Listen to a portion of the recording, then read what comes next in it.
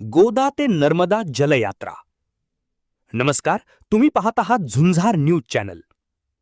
पुण्यश्लोक अहिल्यादेवी होळकर यांनी 300 वर्षांपूर्वी केलेल्या जलव्यवस्थापनाचा वारसा पुन्हा एकदा घराघरात पोहोचवण्यासाठी गोदा ते नर्मदा जलयात्रा सुरू झाली आहे। जलसंपदा मंत्री ना राधाकृष्ण विखे पाटील यांच्या नेतृत्वाखाली निघालेली ही यात्रा आता संगमनेरच्या आश्वी परिसरात पोहोचली असून तिथे तिचे अभूतपूर्व स्वागत करण्यात आले।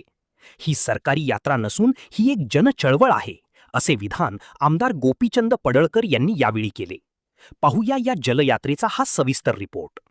टाळ मृदंगाचा गजर, वारकऱ्यांचा उत्साह आणि जय अहिल्याच्या घोषणा, हे दृश्य आहे संगमनेर तालुक्यातील आश्वी परिसरातील। चौंडी ते महेश्वर अशी निघालेली गोदा ते नर्मदा जलयात्रा आश्वी बुद्रुक, उमरी बाळापूर आणि जोरवे परिसरात दाखल झाली। 300 वर्षांनंतर पहिल्यांदाच अहिल्यादेवींच्या जलकार्याचा जागर करण्यासाठी एवढ्या मोठ्या प्रमाणावर लोक एकत्र आले आहेत। गोपीचंद पडळकर म्हणाले की पुण्यश्लोक अहिल्यादेवी होळकर यांनी पाण्याचे जे अफाट नियोजन केले होते त्याचे महत्त्व संपूर्ण देशाला कळावे यासाठी 300 वर्षात पहिल्यांदाच एवढी मोठी जलयात्रा आयोजित करण्यात आली आहे। ही यात्रा केवळ शासनाची नसून ती एक लोकचळवळ बनली आहे। अहिल्यादेवींचे जलव्यवस्थापन आजही आदर्श आहे। या यात्रेचे वैशिष्ट्य म्हणजे राज्याचे जलसंपदा मंत्री राधाकृष्ण विखे पाटील हे स्वतः एका वारकऱ्याच्या भूमिकेत या यात्रेत सहभागी झाले आहेत। पुढील 5 दिवस ते पायी चालून जलसंधारणाचा संदेश देणार आहेत। आश्वी येथे जलकलशाची महाआरती करण्यात आली, ज्यामध्ये माजी मंत्री सदाभाऊ खोत आणि आमदार अमोल खताळ यांच्यासह हजारो ग्रामस्थ सहभागी झाले होते। राधाकृष्ण विखे पाटील म्हणाले की राज्याला दुष्काळमुक्त करणे हेच महायुती सरकारचे ध्येय आहे। अहिल्यादेवींच्या विचारांचा वारसा पुढे नेत जलसंधारणाची ही चळवळ आम्ही अधिक गतिमान करत आहोत। सामान्यांच्या आयुष्यात सुबत्ता आणण्यासाठी पाण्याचे नियोजन ही काळाची गरज आहे। महाराष्ट्राचा दुष्काळ कायमस्वरूपी दूर करण्यासाठी आणि जलव्यवस्थापनाचा संदेश घराघरात पोहोचवण्यासाठी ही यात्रा एक मैलाचा दगड ठरणार आहे। या सोहळ्यासाठी शालिग्राम होडगर, भगवानराव इलग, रामभाऊ भुसाळ, मच्छिंद्र थेटे, सरुनाथ उंबरकर, प्रकाश शिंदे, रघनाथ उंबरकर, आशिष शेळके, रवींद्र शेळके, गणेश भुसाळ, अशोक जहाराड, प्रशांत उबरकर, सपद भुसाळ, मच्छिंद्र खेमनर, गोपीनाथ भुसाळ यांच्यासह महायुतीचे अनेक पदाधिकारी उपस्थित होते। आश्वी परिसरात सर्वत्र भगवे ध्वज आणि उत्साहाचे वातावरण पाहायला मिळाले। अहिल्यादेवींच्या दूरदृष्टीने उभारलेले बारव आणि जलस्रोत आजही कार्यान्वित आहेत।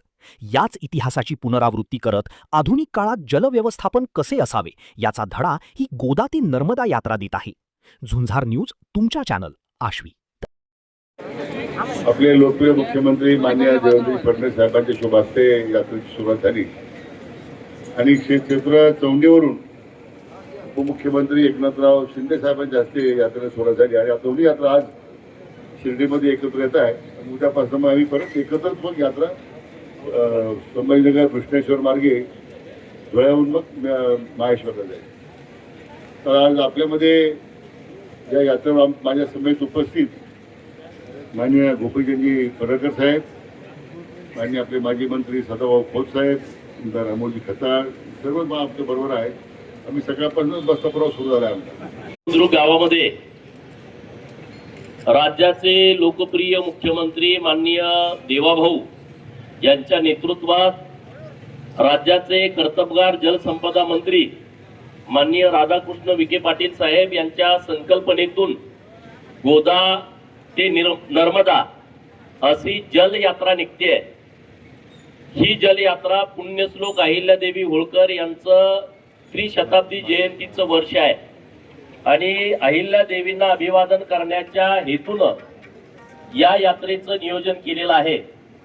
मी माननीय मुख्यमंत्री महोदय आणि जलसंपदा मंत्री महोदयांचं मनापासून अभिनंदन करेन। आपण जोरदार टाळ्या वाजवून त्यांना धन्यवाद देऊया। अहिल्यादेवींचं धर्माविषयीचं काम आपल्याला माहित होतं, मंदिरांच्या पुनर्निर्माणाविषयीचं काम आपल्या सर्वांना माहित आहे, परंतु अहिल्यादेवींनी जे जल व्यवस्थापनाचं काम केलंय याच्या विषयीची प्रदीर्घ माहिती या जल यात्रेच्या मुळे अखंड भारताला मिळते आणि याचं सर्व श्रेय हे महाराष्ट्र सरकारला जातंय की इतकी भव्य दिव्य यात्रा पहिल्यांदाच चौंडी ते महेश्वर आणि त्र्यंबकेश्वर टू महेश्वर पहिल्यांदा इतकी मोठी यात्रा निघते। या 300 वर्षात कधीच ही यात्रा निघाली नाही आणि त्या यात्रेचं भव्य दिव्य स्वरूप आहे. ही यात्रा सरकारी राहिलीच नाही, ही लोकांच्या मध्ये गेली आहे, जनतेमध्ये गेली आहे, जन चळवळ झालेली आहे. गावागावात लोक उत्साहानं, आज तुम्ही बघा इतक्या मोठ्या उत्साहात इथं सगळे उपस्थित आहात. असं त्र्यंबकेश्वर पासून आणि आज लग्नाची खूप मोठी तीथ आहे, उद्या पण मोठी तीथ आहे, तरी पण लोकांच्या मध्ये इतका उत्साह निर्माण झालेला आहे. आणि ही खरंच संकल्पना विखे पाटील साहेबांना खरं सुचली, हे खरं तर खूप चांगलं झालंय. चौंडीतून एक यात्रा निघाली आहे, ही यात्रा आज शिर्डीला मुक्कामी येते आणि त्र्यंबकेश्वर मधून निघालेली यात्रा आज संध्याकाळी शिर्डीमध्ये मुक्कामी जाते. डॉक्टर सुजय विखे पाटील साहेब जे माजी खासदार आपले नेते आहेत ते त्या यात्रेच्या सोबत आहेत. विखे पाटील साहेब तर बसमध्ये बसूनच आहेत वारकऱ्यांच्या सोबत. तुम्ही पहिल्यांदाच बघत असाल की मतदारसंघामध्ये साहेब प्रवासाला जाता जाता लहान मुलं सुद्धा नाही बस मधून इतके सगळ्या.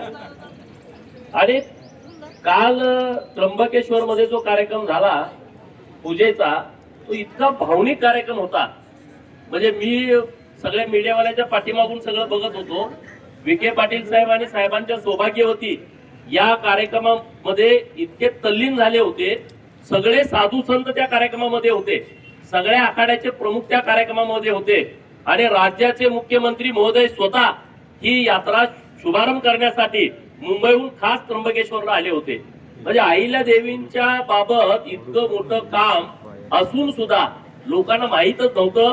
हे या यात्रेच्या मुळे जल व्यवस्थापनाचं काम हे अखंड भारताला माहीत होतंय आणि त्यासाठी मी साहेबांना धन्यवाद देईन. आणि खूप चांगलं काम, दुष्काळ मुक्तीचं काम आपलं सरकार करतंय. म्हणजे जिथं जिथं पाण्याच्या टँकरसाठी शेकडो भगिनी हड्डा लावून रांग लावताना आपण सगळ्यांनी बघितलंय. म्हणजे मी ज्या तालुक्यातून येतो तो आटपाडी असेल, मी ज्या जत मतदारसंघाचं नेतृत्व करतोय तो जत मतदारसंघ असेल, माननीय देवाभाऊ आणि विखे पाटील साहेबांनी 2000 कोटीचं काम माझ्या विधानसभा मतदारसंघामध्ये केलंय. येत्या डिसेंबर पर्यंत आमच्या मतदारसंघामध्ये पाणी द्यायचा शब्द साहेबांनी दिलाय आणि तशा पद्धतीचं काम सुरू आहे. आणि 2027 ला माझा मतदारसंघ पूर्ण दुष्काळमुक्त होतोय. मी ज्या आटपाडी मधून येतोय, माझ्या राजकारणाची सुरुवात झाली, मोर्चा काढा, जनावरांना छावणी द्या, टेंबूचं पाणी द्या, सातत्यानं मोर्चा, टँकर द्या, मोर्चा. आता आम्हाला प्रयत्न करावा लागतोय. लोक आमच्याकडे येत आहेत, ऊस तोडी द्या आम्हाला, कारखान्याची टोळी आम्हाला मिळणार. इतका बदल झालाय. एखाद्याला कावीळ झाली तर ऊसाचं कांदा आमच्या तालुक्यात मिळत नव्हतं साहेब, ऊसाचं कांदा मिळत नव्हतं. तुम्ही आणि देवाभाऊनी 7000 कोटीचं टेंडर एकाच वेळेस केलंय. म्हणजे आटपाडीला, सांगोल्याला, मानखटावला, खानापूरला, तासगावचा राहिलेला भाग, कवटेमंगाचा राहिलेला भाग, माझ्या जत मधली 5-7 गाव आहेत. एका वेळेस असं काम होणं शक्य नाही. इतकं मोठं काम होत आहे. मध्ये पुण्यश्लोक अहिल्या देवी होळकरांचं काम हे आपलं सरकार करतंय. त्यांनी जे बारवा केल्या सगळ्या तुम्ही बघा वाटेवरती फिरी आहेत. आता आम्ही संगमनेर मधून आलो, अमोलदादा आहेत, सदाभाऊ आहेत, आम्ही संगमनेर मधून आलो. सकाळी त्यांनी प्रवरामाईच्या किनारी आरती घेतली, तो घाट अहिल्या देवीने बांधलाय. रात्री विखे पाटील साहेबांच्या हस्ते तिथं राम मंदिरामध्ये आरती झाली. ते मंदिर पुण्यश्लोक अहिल्या देवीने त्याचं पुनर्निर्माण केलं होतं. एक ना अशी अनेक काम आहेत. सगळ्या रस्त्यावरती विहिरी, आणि विहिरीची रचना बघा. माणसाला तर पाणी पिता येईल, पण जनावर 20-20 करून खाले, पण त्या विहिरीला खोली नाही. त्याचं जे जलशास्त्र आहे ते पुण्यश्लोक अहिल्या देवी आणि छत्रपती शिवाजी महाराजांचं जे जलशास्त्र आहे अत्यंत प्रभावी आहे, अत्यंत प्रभावी आहे. आणि ते आता लोकांना कळतंय.